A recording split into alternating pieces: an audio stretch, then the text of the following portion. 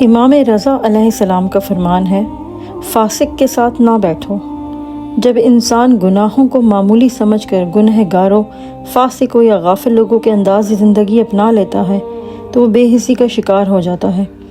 وہ چھوٹے گناہوں کو بھی معمولی سمجھتا ہے اور یہی چھوٹا سا گناہ قبر میں اذیت بن جاتا ہے۔ دو دوستوں نے آپس میں طے کیا کہ جو پہلے مرے گا وہ زندہ دوست کے خواب میں آ کر مرنے کے بعد کے تمام حالات ضرور بتائے گا۔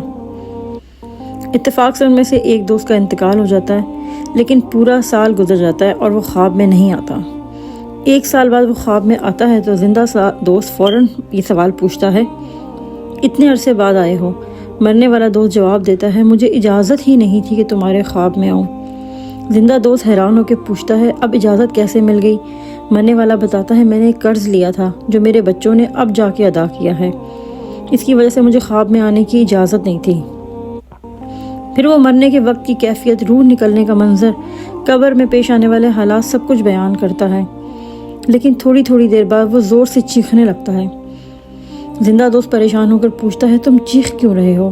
مرنے والا دوست اپنا پاؤں ہٹا کر دکھاتا ہے، یہ دیکھو نیچے ایک سانپ ہے جو کچھ دیر بعد مجھے ڈستا ہے۔